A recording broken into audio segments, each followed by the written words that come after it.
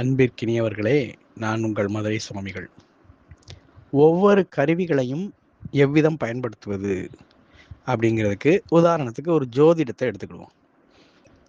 இப்போ நீங்கள் என்கிட்ட கொண்டு வந்து உங்கள் ஜாதகத்தை கொடுத்து நான் கோடீஸ்வரன் ஆயிடுவேனா, நான் அம்பானி ஆயிடுவேனான்னு நீங்கள் கேட்குறீங்கன்னு வச்சுக்கலாம். அப்போ நம்ம அதை எப்படி பார்க்கணும் அப்படின்னா, ஜோதிட விதிகள் நிறைய இருக்குது. இந்த ஸ்தானத்தில் இந்த கிரகம் இருந்தால் அப்படி இப்படின்னு நிறைய இருக்குன்னு வச்சுக்கலாம். அதெல்லாம் பார்க்குறோம். பார்த்து நம்மளால் உறுதியாக சொல்லிட முடியுமா அப்படின்னா சொல்லவே முடியாது. ஏன்னா ஜோதிடத்தில் ஏகப்பட்ட விதிகள் இருக்கு. ஒரு இடம், அந்த இடத்துல யார் இருக்கா, அதுக்குரியவர் எங்கே இருக்கார், அவரை யார் பார்க்குறா, அவர் நவாம்சத்தில் எங்கே இருக்கார், எந்த நட்சத்திரம் ஏறி இருக்கார், இப்படி அதை அந்த இடத்த வேற எந்தெந்த இடங்களில் உள்ளவர்கள்லாம் பார்க்குறாங்க. இந்த மாதிரி ஏகப்பட்ட விதிகள் இருக்கு. இதை வச்சு கணிச்சு யாராலையும் சொல்லவே முடியாது. எனக்கு தெரிஞ்சு ஏஎம் ராஜகோபாலன்னு தினமணி கதிரில் ஒருத்தர் எழுதிக்கிட்டு இருந்தார். அவர் மட்டும் ஓரளவுக்கு ஸ்புடம் போட்டு டிகிரி சுத்தமானுவார். அவர் ஓரளவு சொல்லியிருக்கலாம்னு நினைக்கிறேன் நான். ஆனால் அவருக்கே என்னென்னா, அவரோட 2வது பையன் துபாயிலே இங்கே ஆக்சிடெண்ட்டில் இறந்து போயிட்டான். அதெல்லாம் கண்டுபிடிக்க முடியுமா அப்படிங்கிறதெல்லாம் ஒரு சிரமமான விஷயமா இருக்கு. அதனால அப்படி கண்டுபிடிக்க முடியாது. இப்போ அம்பானியோட ஜாதகத்தை எடுத்துக்கிறோம். இப்போ அதானி இருக்கார், அவர் தான் வேகமாக அவரே பணக்காரன் ஆயிட்டார். அந்த அதானியோட ஜாதகத்தை அவர் பணக்காரர் ஆகிறதுக்கு முன்னாடி யாராச்சும் ஒரு ஜோசியர்கிட்ட கொண்டு போய் கொடுத்துருந்தா அவர் பார்த்துட்டு சொல்லியிருப்பாருன்னா சொல்லியிருக்கவே முடியாது.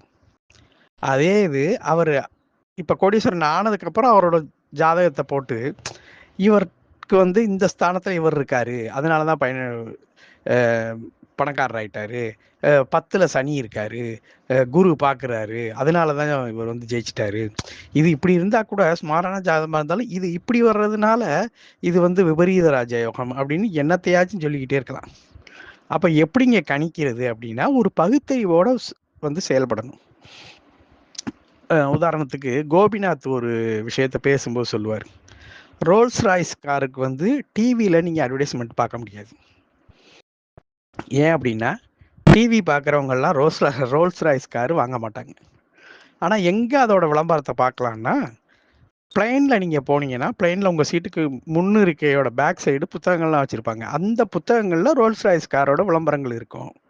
ஏன்னா அதில் போகிறவங்களுக்கு தான் அதுக்குரிய தகுதி உடையவர்கள் அப்படின்னு அவன் அந்த கம்பெனி நம்பி அதில் விளம்பரம் கொடுக்குறான் அப்படின்றத சொல்லுவார்.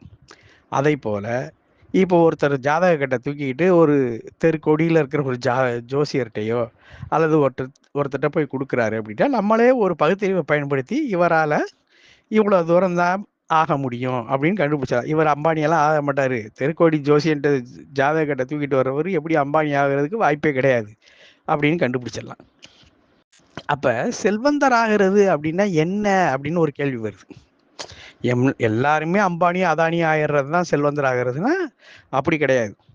உங்களோட பரம்பரையில் உங்களோட முந்தைய தலைமுறை, அதாவது உங்கள் அப்பா இருக்காரு, உங்கள் தாத்தா இருக்காரு, அவரோட தாத்தா இருக்காரு, அவங்களோட பரம்பரை வந்து முன்னேறிக்கிட்டே வருதா? உங்கள் தாத்தாவோட தாத்தாவோட அவங்க தாத்தா நல்லா இருந்திருக்காரா? உங்கள் தாத்தாவோட உங்கள் அப்பா நல்லா இருந்திருக்காரா?